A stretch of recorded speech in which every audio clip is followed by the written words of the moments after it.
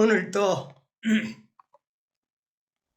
다니엘 8장, 이 8장이 좀 많이 오래 머무는데 예, 여름 한철이 다니엘 8장 가지고 우리 그만큼 이 장이 우리들에게 중요한 핵심 장이기 때문에 그렇습니다. 오늘도 한번 우리 기도하는 마음으로 한번 연구해 보도록 하겠습니다. 다니엘 8장 오늘은 12절 한 절만 제가 낭독을 하겠습니다.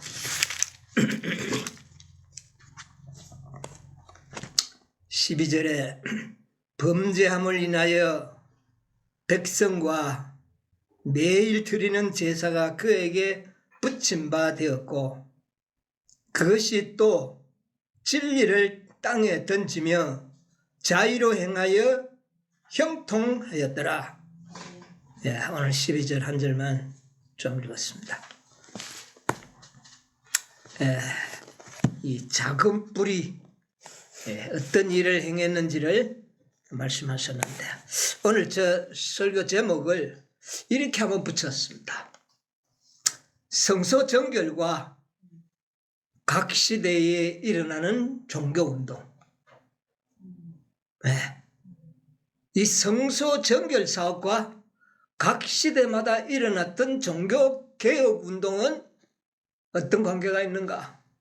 이게 따로따로 노는 것인가 아니면 다 하나의 구속의 경륜 속에서 정말 하나님의 성소 정결 사업과 얽혀져 있는가 하는 것을 좀 생각을 해보려고 합니다. 이게 하나의 단편이 아니고 메커니즘으로 다 이렇게 구성이 되어 있다는 겁니다. 우리는 막 종교개혁운동대로 공부하고 성소정결은 또 성소정결대로 연구해가지고 이 관련성이 전혀 없는 것처럼 우리가 느끼게 되는 경우도 있습니다. 그것이 아니라는 겁니다. 오늘은 그것을 좀 제가 말씀을 드리려고 합니다. 이 작은 뿔이 하는 일이 뭐라고 기록하고 있습니까? 12절에 범죄함을 인하여 백성과 매일 드리는 제사가 그것에게 붙임 바 되고 또 그것이 또 진리를 땅에 던지 그 다음에요 자의로 행하여 형통하더라. 여기에 보니까 매일 드리는 제사 진리가 땅에 던져지고 그 결과로 그는 뭐 하더라? 형통하더라. 누가 형통했나요? 작은 뿔이.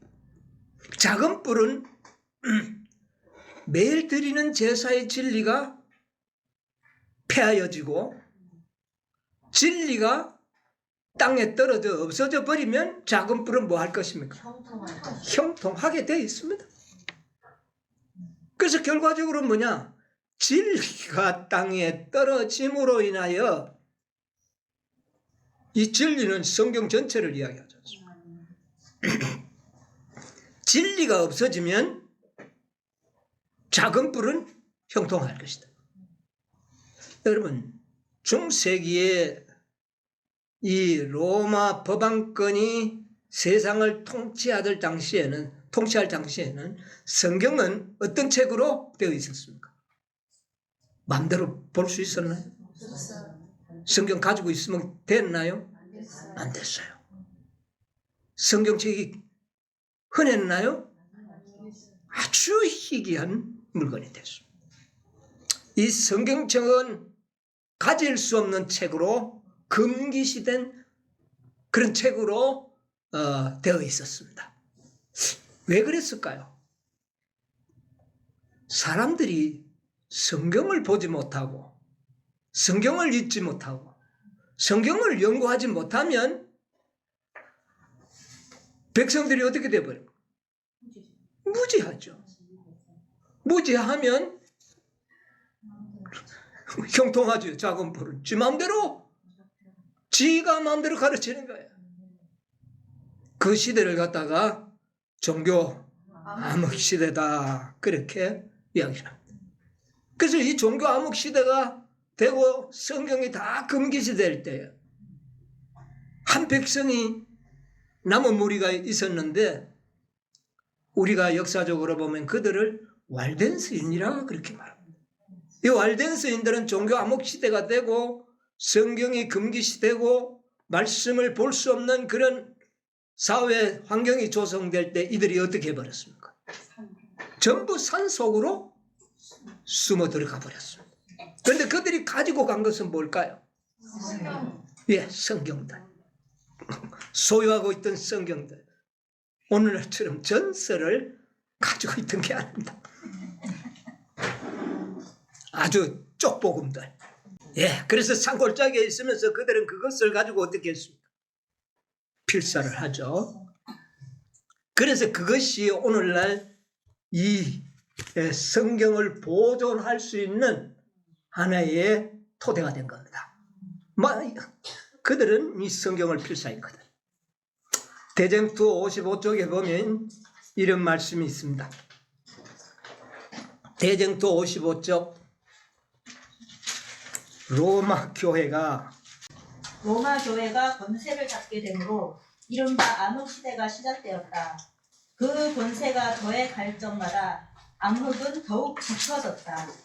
믿음은 진정한 기초이신 그리스도께로부터 로마 법왕에게로 옮겨갔다. 사람들은 죄의 사함과 영원한 구원을 하나님의 아들에게 의뢰하는 대신에 법왕과 법왕에게서 권세를 받은 신부나 주교에게 구하게 되었다. 법왕은 세상에 있는 그들의 중보자이며 그를 통하여서만 하나님께 나아갈 수 있으며 법왕은 그들에게 하나님의 위치에 서 있으므로 그에게 절대적으로 복종하지 않으면 안 된다고 그들을 예, 로마 교회가 권세를 잡았을 때 이런 일이 일어났다. 어떻게 이런 일이 가능할 수가 있었을까요? 예, 백성들 손에는 뭐가 없어졌어요? 성경이라는 것은 찾아볼 수가 없었어요. 그러니까 법왕이 가르치는 것이 진리요, 법왕이 가르치는 것이 모두였습니다. 이름으로 종교 암흑 시대가 시작된다. 원인은 성경이 사라졌기 때문에. 사단은 성경이 있으면은 마음대로 통치할 수가 없다는 걸 알았기 때문에 그렇게 한 겁니다. 자, 대쟁투 55, 56 거기에 보면 그들은 법왕을 그들의 중보자로 우러러보고 죄를 속하기 위하여 자기의 행위를 의지하도록 가르침을 받았다. 그리하여 하나님의 진노를 가라앉히고 그분의 은총을 얻기 위하여 먼 길의 순례 여행, 보행, 유물 예배, 교회당과 제당과 수도원에 걸릴 많은 돈의 헌납, 그와 유사한 그 밖의 일들을 행하라는 명령이 주어졌다. 마치 하나님께서 사람처럼 사소한 일로 진노하시고 예물이나 고행으로 그 진노를 거두시는 분이시기나 한 것처럼. 예, 됐습니다. 자, 이제는 마음대로 하는 겁니다. 매일 드리는 제사는 찾아볼 수가 없었어요. 왜요? 중보자가 누가 되어버렸습니까? 법왕이 되었고, 또 그 다음에 그 밑에 신부들, 사제들, 이들이 다 신자들에게 고해성사를 받게 되고, 중보자는 그리스도가 아닌 누구요? 법왕과 사제들이 다 가르쳐 매일 드리는 제사가 없어요. 그리고 성경은 찾아볼 수가 없었어. 성당에 다 보관하고 신부 직원들이나 보고 싶으면 한 번씩 보든. 그래서 성경은 금기되고 읽지를 못하면서 이 왈덴 성경 쪽복음을 가지고 있던 필사에서 가지고 있던 왈덴스인들은 다 산골짜기로 숨어버렸고, 자, 이들에 의하여 성경이 복사되고 필사되어서 전달되기 시작했어요. 그나마 이게 빛이에요. 예. 자, 최초의 성경 번역자들은 바로 그들이었습니다. 자, 대쟁투 69쪽에 보면 그들은 불굴의 노력으로 때로는 어둡고 깊은 동굴 속에서 횃불의 희미한 불빛 아래 한 절, 두 절, 또 한 장, 두 장 성경을 베끼어 나아갔다.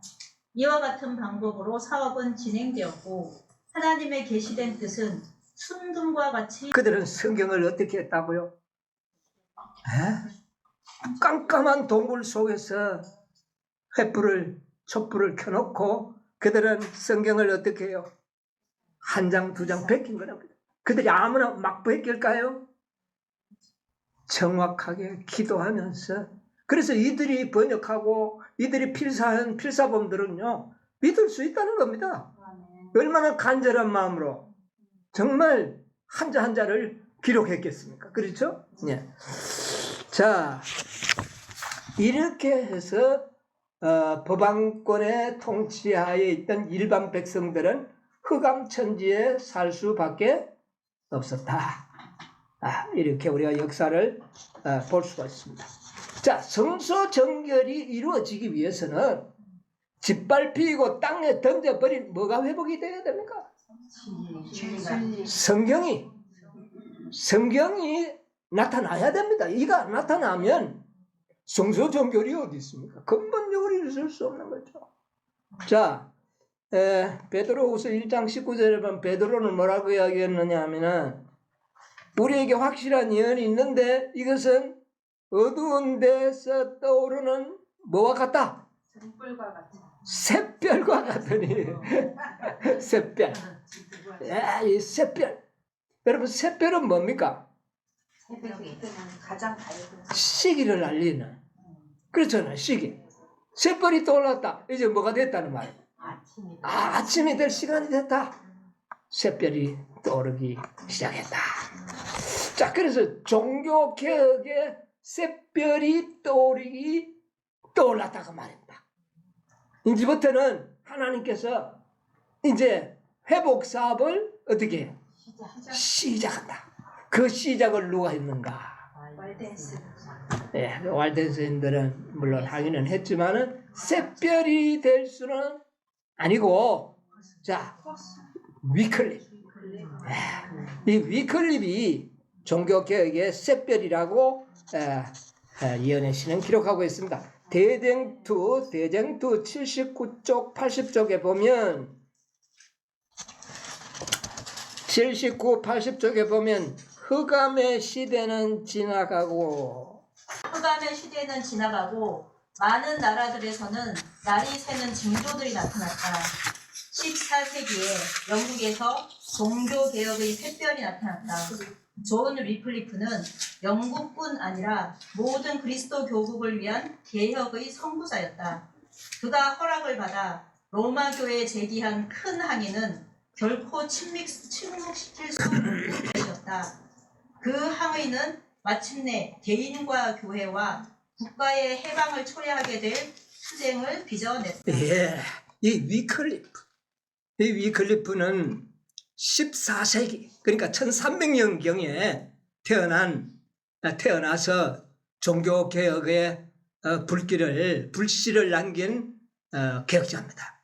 그런데 이 14세기의 영국에서 일어난 위클리프를 종교개혁의 뭐로? 샛별이 나타났다. 이제 뭐가 시작된다는 겁니까? 종교개혁이 시작된다는 것은 성소 정결 사업과 관련이 있다는 겁니다. 우리가 이 종교개혁을 성소 정결과 분리시켜 연구하면 큰 빛을 우리는 볼 수가 없어요. 이 종교개혁은 바로 성소 진리를 위한 시기를 알리는 그런 일이었다. 위클리프, 샛별이다. 이 대정토 87쪽에 보면 위클리프는 영국의 유명한 옥스퍼드 대학의 교수였습니다. 교수였고 별명이 뭐냐면은 복음의 박사라는 칭호를 얻었어요. 자, 87쪽에 있는 말씀 한번 간단히 읽어보겠습니다. 위클리프는 옥스퍼드 위클리프는 옥스퍼드 대학교의 신학 교수로서 그 대학의 강당에서 하나님의 말씀을 강의하였다. 그는 자기에게 가르침을 받는 학생들에게 진리를 너무도 성실하게 소개하였으므로 복음 박사라는 별명을 얻었다. 그러나 위클리프의 온 생애를 통하여 최대의 사업이라고 할 만한 것은 성경을 영어로 번역한 것이었다. 네, 되겠습니다. 자, 위클리프의 가장 큰 공적은 무엇이라고요? 성경을 영어로 번역해서 모든 백성들이 읽을 수 있도록 해준 것이 가장 큰 공적이다. 여러분, 이게 왜 중요할까요? 성수의 정결과 종교개혁의 토대는 뭐가 되어야 되는 겁니까? 하나님의 말씀을 나타나야 되는 겁니다. 읽을 수 있어야 하고 볼 수 있어야 하는 겁니다. 그러기 위해서는 뭐가 있어야 돼요? 성경이 있어야죠. 그때까지만 하더라도 이탈리아의 라틴어가 성경으로 번역한 것이 있었어요. 그런데 이거는 일반 백성들은 라틴어를 알 수가 없어요. 읽을 수가 없는 성경. 그리고 그 성경은 흔하지 않았습니다. 예. 그러므로 이 위클리프는 딱 생각하기를 성경을 영어로 번역하여 모든 백성들이 볼 수 있게 해야 되겠다. 만약 백성들이 성경의 지식을 갖고 있다면 법왕권의 이 무지한 가르침은 오래가지 못할 것이다. 이것을 깨닫게 된 거예요. 이게 종교개혁의 토대였고 성소 정결을 위해서는 진리의 토대가 되는 성경이 어떻게 돼야 돼? 회복되어야 된다는 겁니다. 그래서 이 종교개혁과 성소 정결을 결코 우리는 무관하게 보지 못하고 이거 연결시켜 봐야 되는 것입니다. 그러므로 이것을 큰 빛으로 우리는 확산시킬 수가 있어요. 자, 대정도 88, 89쪽에 보면 그래 영어 성경을 이제 번역을 했는데 그러나 당신은 아직도 인쇄기가 발명되지 아니하였으므로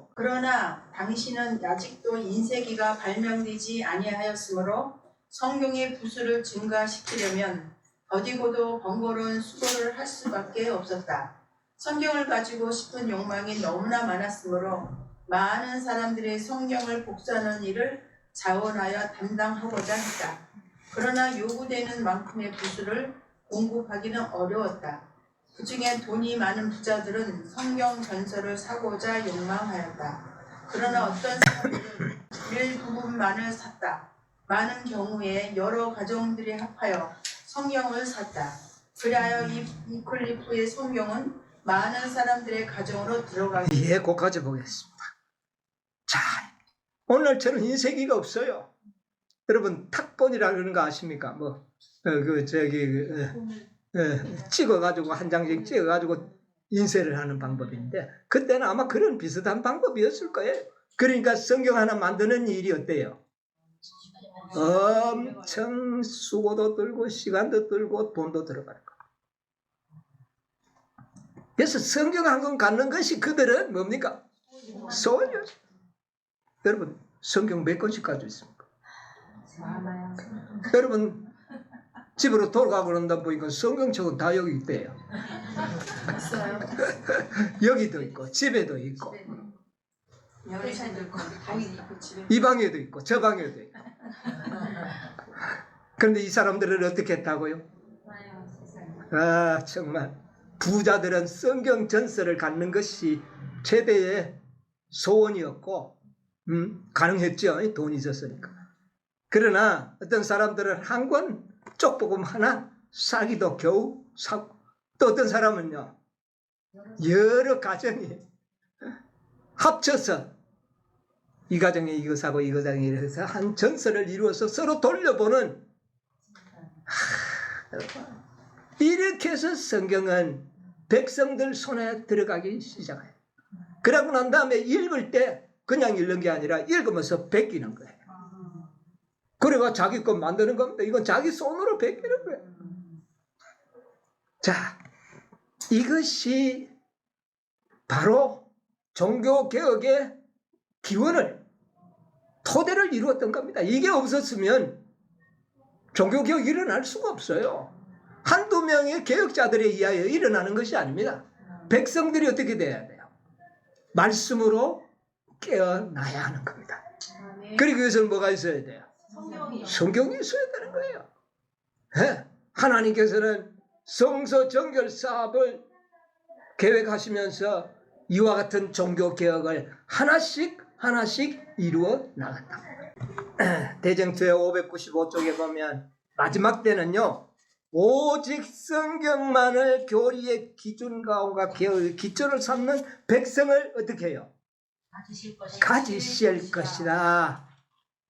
모든 개혁의 기초, 모든 것의 토대는 뭐가 될 것이다?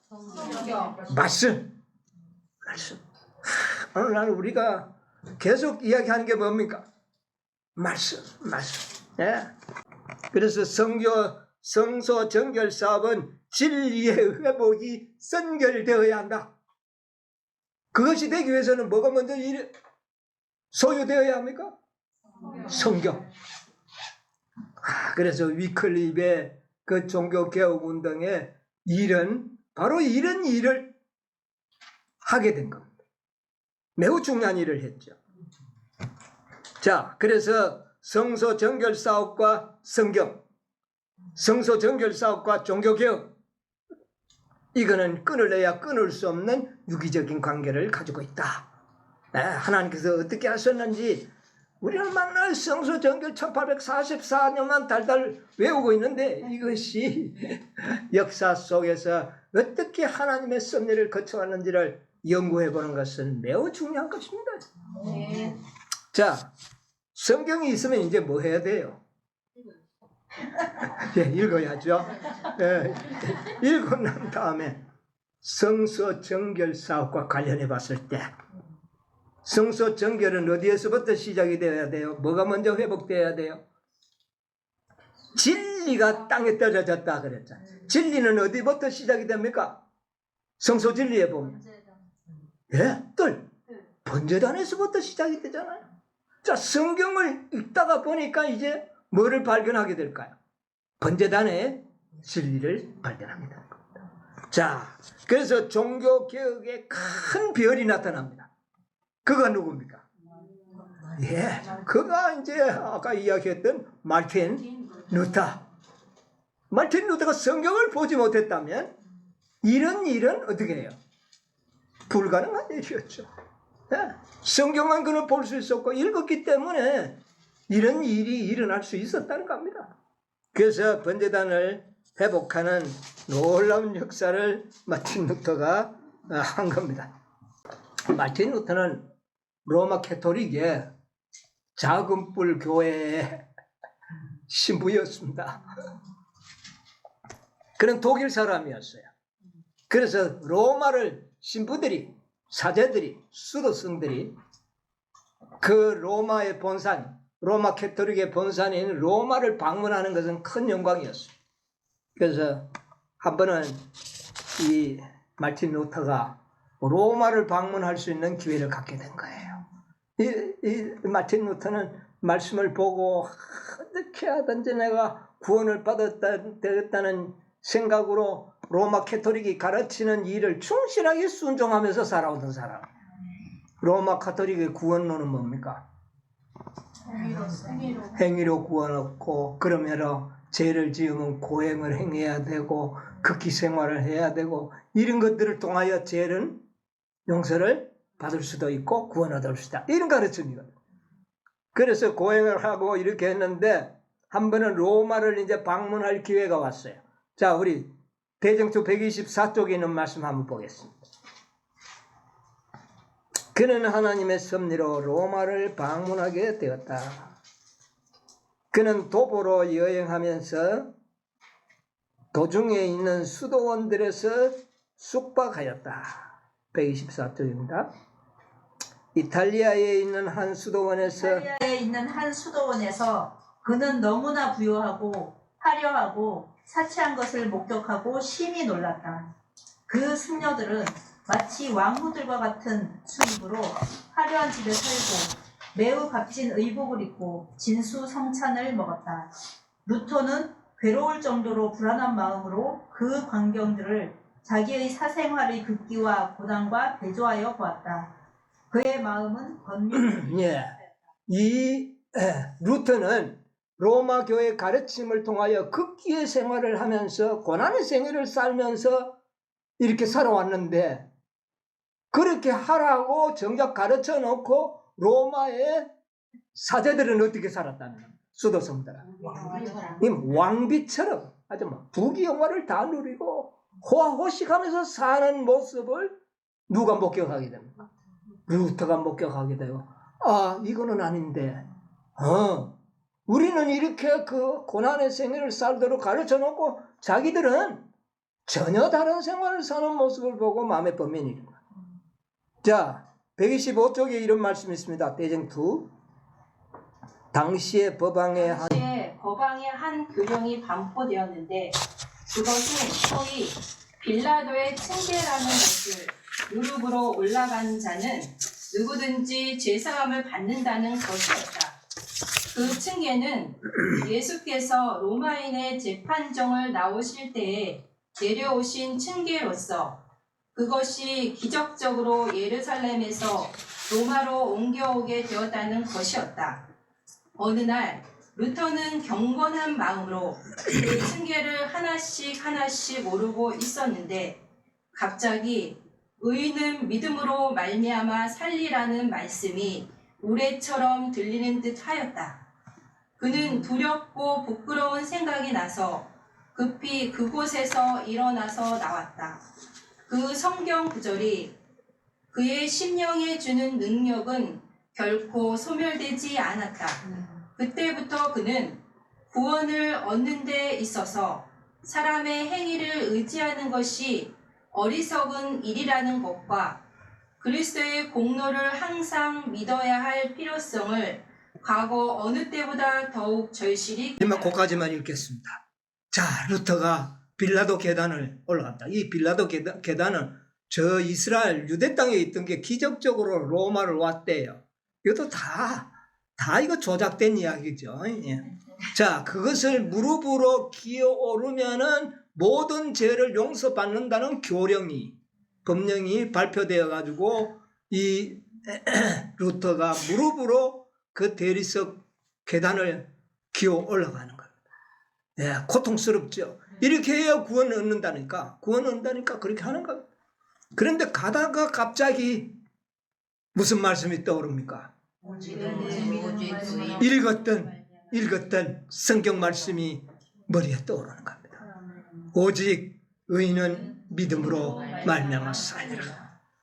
그래서 막 부끄러워가지고 누가 보는가 부끄러워가서 얼른 일어나고, 그때로부터 그는 구원을 얻는 데 있어서 사람의 행위는 전혀 어리석은 일이다. 예. 오직 하나님의 공로를 믿어야 된다. 이게 무슨 진리입니까? 번제단의 진리요. 4,000년 동안 우리 지난 안식일에 공부했잖아요. 4,000년 동안 가르쳐온 그 원초적 선서와 번제단 뜰의 진리가 바로 이거거든요.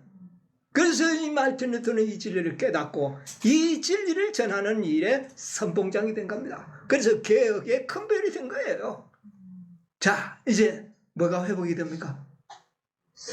뜰이 회복. 성소 정결의 단계 뜰이 회복되지 않고 지성소 회복된다. 가능한 일입니까? 이거는 말이 안 맞는 거죠. 그래서 마틴 루터의 번제단의 진리, 믿음으로 말미암는 이 진리가 회복되는 것은 성소 진리의 가장 핵심적인 진리였다. 종교개혁이 바로 성소 정결과 이런 관계를 가지고 있었다. 하나님의 섭리의 발자취를 우리가 더듬어 보는 겁니다. 이제. 자, 그래서 어리장이신 예수를 누구든지 믿으면 구원을 얻는다는 이 가장 큰 진리. 여러분, 성소 안에 모든 기구 중에 가장 큰 기구가 번제단입니다. 이게 가장 큰 진리라는 겁니다. 이게. 예. 이 진리를 마르틴 루터가 회복시키고 땅에 던져버렸던 진리가 회복되는 겁니다. 이게 성소 정결의 큰 능력과 힘을 가져온 것입니다. 이게 없었다면 성소 정결은 기대할 수도 없었다. 종교개혁의 성소 정결과 그와 같은 관련이 있다는 것. 자, 그 다음 단계는 뭡니까? 예, 이제 뜰에 번제단이 회복이 되었다면 이제는 어디가 회복이 되어야 됩니까? 성소 첫째 칸. 다시 말하면 매일 드리는 뭐가요? 제사. 예, 매일 드리는 제사장의 봉사. 이 진리가 회복이 되어야 되지 않습니까? 당시에 이 신앙인들이 이 마틴 루터는 몇 세기 사람이냐면은 15세기 사람이죠. 예, 그렇습니다. 14세기에는 위클립이 나왔고 15세기에는 마틴 루터가 나왔고, 자, 그래서 한참 세월이 좀 지나고 난 다음에 이제는 뭐가 회복이 되어야 되느냐 하면은 성소의 첫째 칸이 회복되어야 했어. 자, 14세기, 15세기를 거쳐서 오면서 상당한 시간이 좀 흘렀죠. 이러는 가운데서 사단은요, 그 반종교 개혁 운동이 일어나도록 했습니다. 그걸 주도한 사람이 누구냐면 로열라라고 하는 사람이죠. 로마 캐토릭의 제수잇 조직을 해가지고 이 종교 개혁 운동을 박멸하기 위한 운동을 거꾸로 개혁 운동이 일으킨 겁니다. 그것으로 인해서 어떤 일이 일어나느냐 하면은 대부분의 사람들이 이 믿음으로 말미암는 의의 기별이 많이 훼손되어 버렸습니다. 이제 이 마틴 루터가 시작한 지도 시간이 많이 흘러버렸겠다. 그래서 그들은 매일 드리는 이 제사장의 은택을 입지 못했을 때 어떤 결과가 오는지를 역사가 보여주는 것이었습니다. 여러분, 이런 식물들이, 열매 맺는 식물들이 딱 자라다가 딱 중지해버리면 조금 시간이 지나면 어떻게 됩니까? 살아있기는 한데 죽지는 않아요. 그런데 그게 살아있다고 하기에는 너무나도 흉측하게 정지되어 있는 모습을 우리가 보게 되지 않습니까? 식물계에서도. 자, 번제단의 진리가 이제는 어떤 일이 이루어져야 하느냐면은 성소의 첫째 칸에 중보자의 은택을 입어가지고 성화의 생활로 발전하여야 되는데, 이게 정체되어 버렸을 때 그리스도인들의 모습에서 어떤 일이 일어났느냐 하면은 이상한 교리들이 만들어지기 시작. 많은 사람들이 하나님은 율법을 폐했다. 우리는 그저 믿음으로 구원 얻으면 된다. 율법을 지킬 의무가 우리에게는 없다. 이런 가르침들이 그때 당시에 아주 성행했습니다. 자, 우리 역사 기록을 좀 보겠습니다. 대쟁투 260쪽. 260쪽의 많은 사람들은 그리스도께서 도덕률을 폐지하셨으므로 그리스도인들이 율법을 지킬 의무에서 벗어났고 선을 행해야 할 책임감에서도 우리는 해방되었다. 이런 기별들이 그때 당시에 주류를 이루었습니다. 너무 이제 번제단에서 첫째 칸으로 이 사업이 진행되지 못했기 때문에 그래요. 자, 261쪽의 대쟁투. 또한 다른 사람들은 택함을 받은 자들은 은혜를 받지 못하거나 하나님의 은총을 박탈당할 수 없다고 주장하였다. 그리하여 택함을 받은 자들이 범하는 악행은 참된 범죄가 아니며 하나님의 율법을 범하는 것으로 여길 것도 아니므로 그런 사람들은 그들의 죄를 고백하거나 회개로서 그런 죄를 끊어버릴 필요가 없다고 하는 매우 두려운 결론을 내렸다. 그러므로 그들은 일종의 가장 비열한 죄, 곧 일반적으로 하나님의 율법에 대한 큰 위반이라고 생각되는 것이라도 만일 택함을 입은 자가 범한 것일 때에는 하나님께서 죄로 간주하지 아니하신다고 예, 그까지만 보겠습니다. 여러분, 이런 진리가 오늘날도 있습니까? 많이 있죠. 그래서 흔히들 값싼 복음이라 그러죠. 하면 믿고 택함 받으면은 죄를 짓는 것과 관계없이 구원받는다. 이것이 그때 만들어진 진리. 예. 그래서 도덕률은 다 폐해지고 이와 같은 거짓 진리들이 판을 치는 그런 시대가 되었습니다. 이때 누가 나타나느냐 하면은 웨슬리 형제, 존 웨슬리, 형제들이 일어나 가지고 이제 이 사업을 이제 위해서 일어났는데 이들이 18세기입니다. 18세기에 들어와서 이 존 위클립 형제들이 여기에 빛을 받았습니다. 자, 기록을 조금 보면은요, 대쟁투 256쪽, 256. 그는 엄격한 극기의 생애를 그는 엄격한 극기의 생애를 계속했는데 이제는 그것이 신앙의 근거가 아니고 결과였으며 성결의 기초가 아니고 열매였다. 그리스도 안에 있는 하나님의 은혜는 그리스도인의 소망의 기초이며 그 은혜는 순종으로 나타날 것이다. 웨슬리의 생애는 그가 받은 위대한 진리, 곧 그리스도의 속죄의 피를 믿음으로 말미암는 의, 마음속에서 역사하는 성령의 새롭게 하시는 능력, 그리스도의 모본을 따라 생애에 이루어지는 열매 등에 관한 진리를 전하는 일에 웨슬리가 전하는 진리는 이것이었습니다. 자, 그러면 옛날에 로마 캐토릭에서 전하던 그 마틴 루터가 처음 깨닫고 있던 극기의 생활과 이거는 뭐가 다른 겁니까? 여기도 극기의 생활을 살기는 살아요.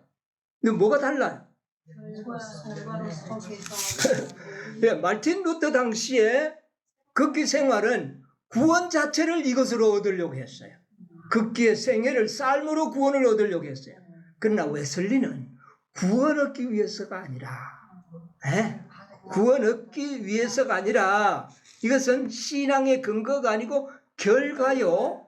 그죠? 이것은 결과로 나타나는 겁니다. 하나님의 은혜로 구원받은 자들은 자연스럽게 극기의 생애를 사는 것이 결과적으로 나타나. 다르죠? 이것은 열매로 나타나는 겁니다. 그래서 이 진리를 전했는데 그것은 은혜를 받은 사람은 순종으로 생애가 나타날 것이다.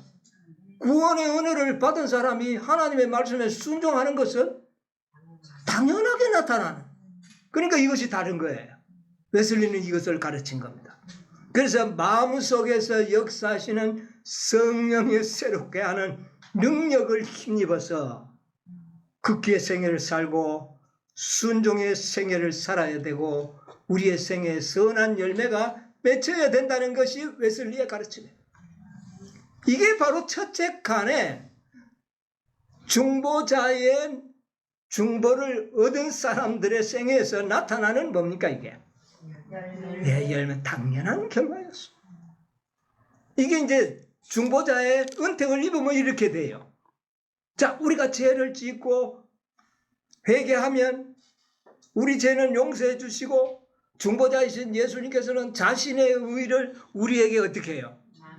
전가해 주는. 그러므로 우리는 그 능력과 은혜를 통하여 의로운 삶을 살아가는 이게 중보자의 은택이에요. 이것을 웨슬리가 깨달은 거예요. 이 진리를 전하기 시작했어요. 그러니까 이 루터파들, 타락한 루터파들 있죠. 이들은 이 웨슬리는 로마 캐토릭으로 회개하는 진리를 가르친다. 행위를 가르친다는 거예요. 참 희한하죠. 이것도 행위를 가르치니까 이건 로마 캐토릭으로 돌아가자는 거냐. 이렇게 해서 그들은 엄청난 핍박을 받았습니다. 성결하게 살아야 된다고 하는 이런 주장자들은 아주 그 전에 루터파들, 변질된 루터파들, 그들에 의하여 엄청난 핍박을 받게 됐습니다. 자, 우리 한번 보겠습니다. 자, 대쟁투 256쪽에서 7쪽에 보면 휘필드와 웨스와 웨슬리 형제는 자기들의 소망 없는 상태에 대하여 오랫동안 심각하게 느낌으로써 그들의 사업을 위한 준비를 갖추었다. 그들이 대학 시절과 전도 사업을 착수한 당시에 받은 멸시와 조롱과 박해의 격렬한 시련은 그들로 하여금 그리스도의 군병으로서 어려움을 견딜 수 있게 하였다. 그들과 그들에게 동조했던 소수의 다른 사람들은 경건치 않은 동료 학생들로부터 메소디스트 규칙 준수자라는 모멸적인 칭호를 받았다. 그러나 오늘날에는 그 칭호가 영국과 미국에서 가장 세력 있는 교파의 하나로 명예로운 이름이 되었다. 예, 이 웨슬리가 우리는 경건한 생활을 살아야 된다. 예, 우리가 은혜로 구원을 얻은 사람은 하나님의 말씀을 순종해서, 그러니까 이들을 뭐라고 비꼬느냐면은 규칙을 지키는 사람들, 법을 지키는 자들이야. 저 사람 법 지키는 사람들이야. 비꼬면서 했던 그 말이 교파의 이름이 된 겁니다. 감리교회. 이 감리교회를 메소디스트라고 이야기합니다. 예. 그래서 미국의 가장 큰 교회가 뭡니까? 감리교회. 우리나라에도 감리교회가 큰 세력을 갖고 있죠. 상당히 경건한, 그래도 경건한 무리들이에요. 네. 그래서 메소디스트라는 그런 칭호를 얻게 되었는데, 자, 어떤 핍박을 받았는지 한번 기록을 보겠습니다. 대쟁투 259쪽, 259쪽에 보면 초창기에 메소디스트 교인들은 전도자들과 일반 신도들을 막론하고 국교인들과 혹은 국교인들의 무고로 말미암아 격분한 불신자들로부터 조롱과 박해를 받고 그것을 견디었다. 그들은 법정에도 이끌려 나갔는데 당시의 법정은 유명무실하여 정당한 재판이 없었다. 그러므로 그들은 박해자들의 폭행으로 자주 고통을 당하였다. 폭도들은 집집마다 찾아다니면서 기구와 물품들을 파괴하고 그들이 좋아하는 것들을 약탈하였고 남녀들과 어린이들은 잔인하게 취급하였다. 어떤 경우에는 메소디스트들의 집을 파괴하고 약탈하려는 자는 어느 때 어느 곳으로 모이라는 광고를 공공연하게 써붙이기도 하였다. 이처럼 공공연하게 국가의 법률과 하나님의 율법을 위반하여도 아무런 제재를 받지 아니하였다. 메소디스트들은 죄인들을 멸망의 길에서 성결의 길로 돌이키고자 힘을 썼기 때문에 이처럼 철저한 박해를 받았다. 네, 거기까지 보겠습니다. 이들이 받은 핍박이 어떤 핍박인지 여러분 이해하시겠습니까? 사회에 일반적인 백성들이 받아야 할 법의 보호를 그들은 받지를 못했습니다. 신문에 광고를 내가 저 메소디스트들 오늘 집털이 하도록 하자 광고를 내가지고 가서 이 폭도들이 몰려가서 아무 제재 없이 그들의 재산들과 모든 것을 약탈해가는 그런 일이 일어나고 뭐 폭행과 비꼬 이런 어려움을 누가 당했느냐?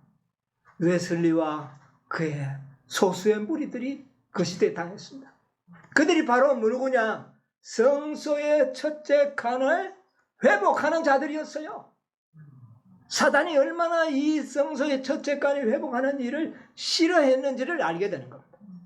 그래서 성소 정결 사업을 위하여 필수적으로 요구되는 뭐가요?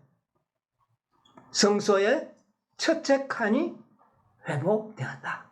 이것이 바로 종교개혁 운동이라는 역사적인 사건으로 성취된 겁니다.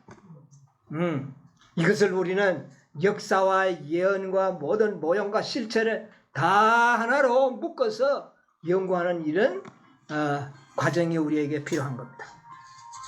자, 그리고 자 성소 건축과 성소 정결 사업이 관련이 있는가? 마지막 선지자는 이렇게 기록하고 있어요. 자, 한번 보겠습니다.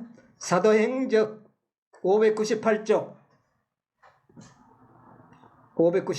사도행전 598쪽. 의의 원수는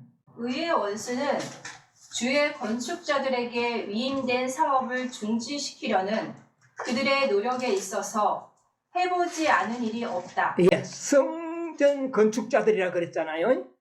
이 성전 건축은 다시 말하면 성소 회복자들입니다. 그렇죠? 예? 예, 이 사도행전에는 교회로 비유하면서 이것을 성전을 건축하는 것으로 비유하셨거든요. 그리고 이것은 성전 건축은 성소 회복의 또 하나의 역사적인 실체다. 이렇게 우리가 볼 수 있습니다. 자, 이런 자들에게는 해보지 않은 일이 없다. 그러나 하나님께서는 자기를 증거하지 아니하신 것이 아니었다. 하나님께서는 성도들에게 단번에 주신 믿음을 옹호할 수 있는 교역자들을 일으키셨다. 이 사람들의 인내와 영웅적 행위가 역사에 기록되어 있다. 사도들처럼 그들 중 많은 사람들이 저희 자리에서 쓰러졌으나 성전을 건축하는 일은 꾸준히 전진하였다. 예. 일꾼들은 죽임을 당했으나 사업은 전진하였다. 왈덴스인들, 존 위클리프, 코스와 제롬, 마르틴 루터와 쭈빙글리, 크레머, 레티머, 그리고 녹스와 위구노들과 요한 웨슬레와 찰스 웨슬리, 그리고 다른 많은 무리들은 영원 무궁토록 견딜 재료를 기초에 가져왔다. 성전을 건축하기 위하여 불에 타지 않는 재료들을 이들은 어떻게 해요? 가져갔다. 다시 말하면 성소 정결 사업을 위하여 부르심을 받은 하나님의 사자들이었어요. 이들을 세상에는 종교 개혁자들이라 그렇게 이야기를 합니다. 자, 첫 번째 파트가 누구냐면요, 왈덴스, 존 위클리, 후스와 제롬, 이 한 파트로 엮었습니다. 이들이 한 게 뭡니까? 가장 큰 공적은 성경을 보존 내지는 번역과 회복시킨 것. 자, 그 다음 파트가 말틴 루터, 쭈빙글리, 크렘머, 레티머, 녹스, 위거너. 이들은 다 뭐 한 사람들이에요? 성소의 정결에 번제단을 회복했던 개혁자들. 이들이 다 종교 개혁자들 아닙니까? 그래서 번제단이 회복되고, 그 다음에 요한 웨슬리와 찰스 웨슬리, 이들은 성소에 뭐를요? 회복했어요? 첫째 간.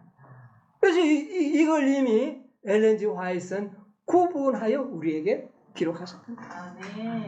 그래서 이들을 통하여 성전이 건축되었던 것처럼 성전의 건축은 성소의 회복운동과 동일하는 겁니다. 그래서 이것을 다 결부시켜서 말씀들을 우리가 읽어가자 그 말입니다. 자, 이 성소의 정결자들이 이렇게 세 파트로 지금 나누어졌죠. 첫째는 말씀을 회복하기 위하여 성경을 회복하는 일에 한 파트가 되었고, 그 다음에 번제단을 뜰을 회복하기 위해서 또 한 파트는 바로 성소의 첫째 칸. 이게 성소 정결 사업과 관련이 있다. 자, 그 다음에 이제 성소 정결 첫 단계가 뭡니까? 이제 지성소를 회복하는 일 남았죠. 지성소를 회복하는 일이 바로 성소를 정결케 하는 2300주야의 예언의 결정적인 그런 주제이지 않습니까? 자, 이 지성소를 회복하는 일, 이게 이제 굉장히 중요하잖아. 여러분, 지성소는 어떤 것입니까? 지성소 안에 하나님의 세키나가 있잖아. 저기는 아무나 들어가면 어떻게 돼요? 죄 있는 자는 들어가는 즉시로 나답과 아비후가 그렇게 죽었잖아요. 네. 예. 들어가면 죽는 거예요, 죄인이. 그럼 그 더러운 장소 아닙니까? 함부로 그곳을 들어가다가는 죽음을 면치 못하는 겁니다. 그러면 이렇게 중요한 장소를 회복하기 위해서는 준비 작업이 있어야 되지 않겠어요? 그 준비 작업이 뭡니까? 우리 지상성소의 모형을 그때 좀 봐야 됩니다. 지상성소의 모형, 이거 굉장히 중요하거든요. 자, 지상성소의 모형이 어떤 일들이 있었는지를 한번 레위기서 23장 23절로 24절 보겠습니다. 여호와께서 모세에게 일러 가라사대 이스라엘 자손에게 고하여 이르라 7월 곧 그 달 1일로 안식일을 삼을지니 이는 나팔을 불어 기념할 날이요 성해라. 성해라. 예, 됐습니다. 자, 7월 1일에 뭐를 불도록 하는 법, 이게 무슨 절기라 그러죠? 나팔절. 자, 나팔절은 7월 1일입니다. 이날엔 뭐를 불어라? 나팔을 불어라. 이 나팔절의 목적은 단순합니다. 나팔을 부는데 목적이 뭐죠? 열흘 후에 대속절이 온다. 네. 아무 목적이 없어요. 이거밖에 없어요. 나팔절은 나팔을 불었는데 나팔을 불었다는 것은 기별이 외쳐졌다는 말입니다. 기별이 외쳐졌는데 그 기별이 어떤 기별이냐? 열흘 후에는 대속절이 이르는다. 이스라엘의 심판의 날이 온다. 그날은 자신을 정결하지 못한 자는 백성 중에서 끊어진다. 이 기별이 외쳐지는 것이 나팔절이에요. 나팔 불어야 돼. 자, 그 다음에 레위기 25장 9절을 보세요. 7월 10일은 속죄일이니 너는 나팔 소리를 내되 전국에서 나팔을 크게 불지. 그런데 25장 9절에 보니까 어느 날 또 나팔을 불었어요? 10일, 7월 10일. 7월 10일. 7월 10일에도 뭐를 불었어요? 나팔을 불었어. 네. 나팔 소리를 내되 전국에서 나팔을 불어서 다 듣도록 하라. 그러니까 이 대속죄일을 위하여 2번의 나팔을 크게 불었다. 이게 지상성소의 모형에서 찾아볼 수 있는 역사다. 그럼 실체에도 2번 뭐를 불어야 돼요? 나팔을 불어야 돼요. 뭐가 온다고? 대속절이 온다는 나팔을 불어야 되죠. 실체에도. 역사적으로도 이루어져야 되겠죠. 2300조의 성소의 정결과 관련이 있어요, 없어요? 있는 겁니다. 10일절에 나팔을 불었어. 10일 전에. 당일에 나팔을 불었어. 근데 여기에 나팔 부는 이 대속죄일은요, 희년과 겹쳐져 있습니다. 희년과 겹쳐져. 그래서 대속죄일의 정결과 희년은 결부되어 있다는 것을 우리가 알게 되는 겁니다. 그런데 어찌됐든 이 대속죄일은 나팔을 크게 불었어. 자, 18세기에 웨슬리 형제들의 첫째 칸에 성소가 정결케 되는 종교개혁 운동이 일어난 이후에 19세기에 들어와서, 자, 전에는 14세기, 15세기. 그랬죠? 자, 이제는 18세기와 19세기. 19세기에 어떤 일이 일어나는가? 성경도 별로 모르는 윌리엄 밀러라는 사람이 성경을 또 제대로 잘 믿지도 않는 사람이에요. 그런데 이상하게 성경이 공부하고 싶었어요. 그래서 그가 성경을 연구하게 됐는데 특별히 뭐를 공부했을까요? 다니엘서와 요한계시록을 공부하게 된 겁니다. 자, 우리 대증투 317쪽 기록을 한번 보겠습니다. 그리스도의 재림을 선포하는 일을 재림을 선포하는 일을 지도하도록 하나님의 택하심을 입은 윌리엄 밀러는 성경의 권위를 의심하면서도 진심으로 진리를 알고자 갈망한 착실한 성경도 제대로 안 믿었지만은 뭐는 알고 싶었다고요? 네, 진리를 알고 싶었어. 뭔가 진리는 있을 텐데. 그래서 연구했는데 320쪽에 보면 그는 깊은 흥미를 가지고 다니엘서와 요한 계시록을 연구했다 그랬어요. 자, 그런 가운데 다니엘서와 요한 계시록을 연구하는데 뭐를 발견했느냐? 324쪽 대정투. 재림의 시기를 가장 분명히 계시해 주는 것처럼 보이는 예언은 재림의 시기를 가장 분명히 계시해 주는 것처럼 보이는 예언은 다니엘서 8장 14절이었다. 2300주야까지니 그때 성소가 정결하게 함을 입으리라. 밀러는 성경 말씀 자체가 해석해주는 법칙에 의하여 예언상 하루는 1년을 상징하는 것임을 알아. 거기까지 보겠습니다. 자, 이 윌리엄 밀러가 성경을 연구하다 보니까 다니엘서 우리가 지금 공부하고 있는 8장을 연구하다가 뭐를 발견한 겁니까? 성소가 정결해. 얼마 지나면 2300주야가 지나면 성소가 정결해지리라. 성소가 정결해진다. 2300주야를 자기가 아는 상식으로 연대를 계산을 해보니까 어디까지 갑니까 이게? 1843년에서 4년 봄까지 2300주야 연대가 연결되는 거예요. 성소가 정결해진다? 그럼 예수님 오신다는 말 아이가? 성소가 정결하면 죄를 태워야 되는데 불신반밖에 되어 있느냐고 말이에요. 그렇죠. 예수님 오시면 이 땅에 불신반한다 그랬잖아요. 그럼 불로 심판하는 그것이 성소를 정결케 하는 바로 이 기별은 바로 무엇이다? 그리스도께서 재림하시는 날이다. 이렇게 그는 성경 연구의 결론을 내린 겁니다. 이 기별을 연구하기 시작한 것은 1840년대가 아니고 30년대에 이걸 연구하기 시작한 겁니다. 그래서 이 19세기에 들어와서 윌리엄 밀러는 이것을 연구하다가 확실하거든요. 그래서 또 연구하고 또 재발 연구하고 또 반복 연구해 보니까 달리 해석할 길이 없는 겁니다. 그래서 이 윌리엄 밀러가 마음에 고민이 생겼어요. 이걸 내가 어떻게 해야 돼? 전화를 되기는 되겠는데 전화하려고 하니까 어때요? 전화하려고 하니까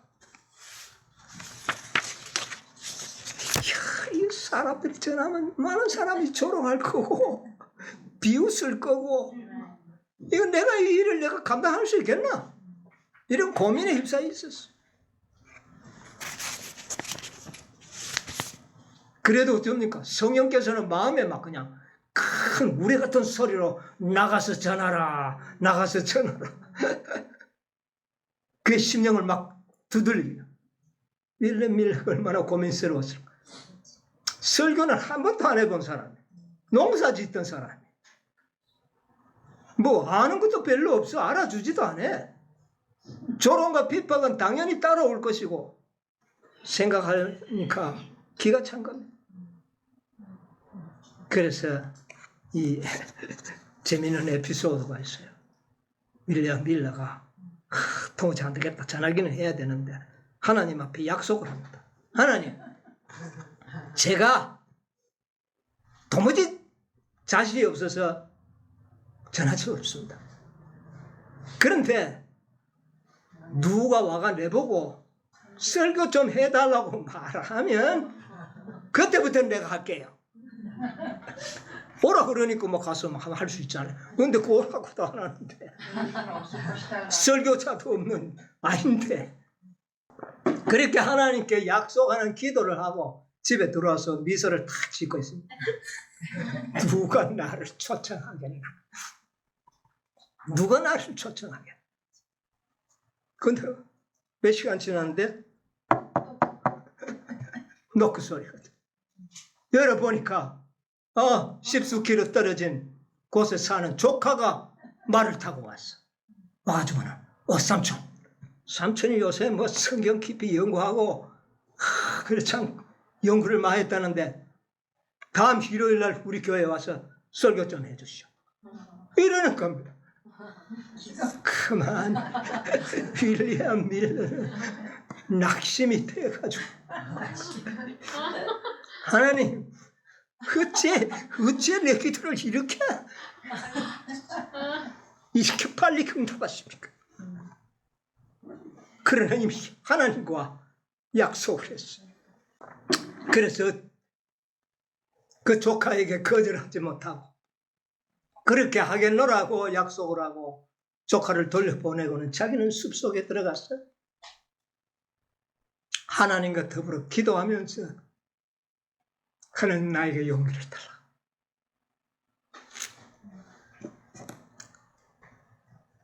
하나님 나에게 힘을 주세요. 기도하는 겁니다.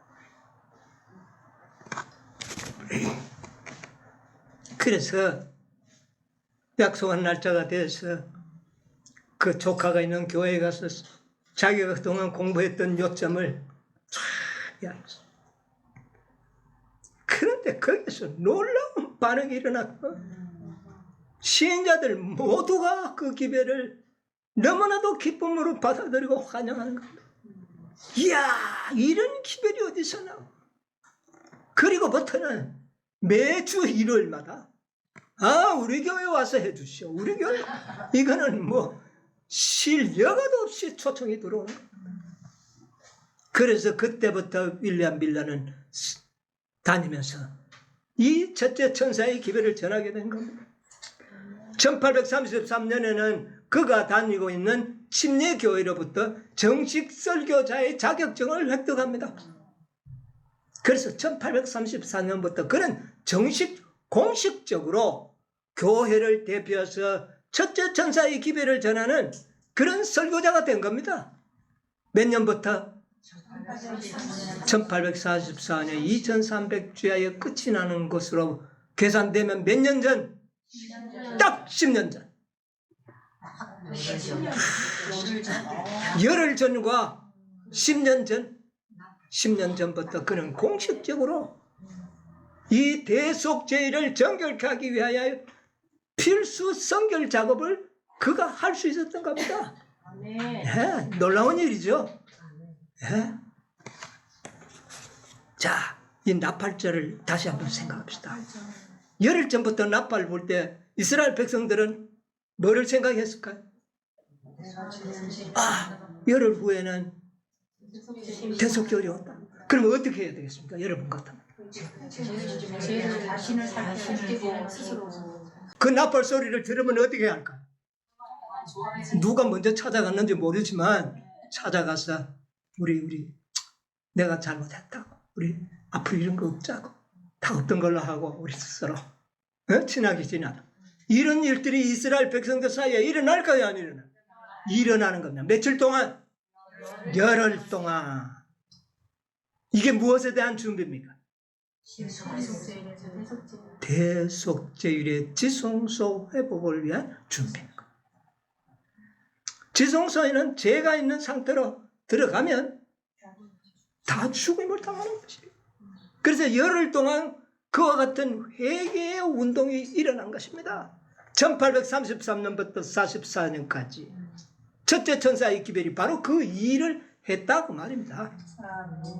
이 놀라운 역사가 다 2300주의 성소의 정결과 관련하여 이 세상에는 적절한 때가 될 때마다 하나님께서는 기별자를 보내어서 종교개혁을 어떻게 해요? 일으켰었다. 하나님의 섭리의 손길을 자세히 우리가 볼 수 있지 않습니까? 그렇게 해서 자, 그 두 번 불었잖아요, 나팔을. 당일에 또 불었어요. 당일에 부은 거는 뭐냐? 첫째 천사의 기별이 예수님 안아버렸어. 1843년 3월 20일에 예수님 안았거든요. 그래가 또 연구해가지고 한 게 둘째 천사 기별이. 그래서 44년에 또 나팔을 부은 겁니다. 그래서 나팔을 몇 번 불었어요? 2번. 지상성소 시대 때도 2번 불었던 것처럼 하나님께서는 윌리엄 밀러를 통하여 또 한 번의 나팔을 불게 한 것인데 그게 둘째 천사입니다. 그래서 첫째 천사의 기별의 나팔과 둘째 천사의 나팔이 바로 성소 정결 사업을 위한 필수 조건이었다. 아멘. 이것이 없이는 성소 정결은 불가능했다. 하나님의 섭리의 손길을 느껴보지 않습니까? 아멘. 오늘 시간 가서 첫째 천사의 기별 연구 못하겠습니다. 다음 시간에 또 한번 연구해 보겠습니다. 네. 우리가 이 지성소에 들어가기 위해서 이 첫째 천사의 기별을 과연 어떻게 경험해야 되는가?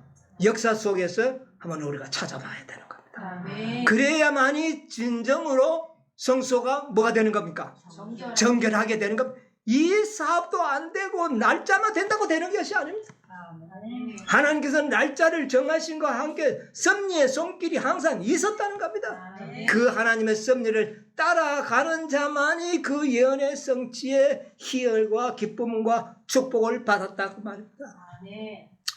네, 시간이 많이 가서 아무쪼록 우리가 이 2300주야의 성서 정결 사업과 오늘날의 우리의 사업이 어떤 관련을 갖고 있는지를 정확하게 우리가 이해함으로 정말 하나님이 기쁘신 뜻대로 인도하시는 그런 개혁자들로서 마무리, 성소 정결의 마무리를 할 수 있는 그런 백성들이 되어야겠습니다. 아멘. 그 모든 축복을 여러분과 제가 누리게 되기를 간절히 바라면서 오늘 말씀을 마치도록 하겠습니다. 아멘.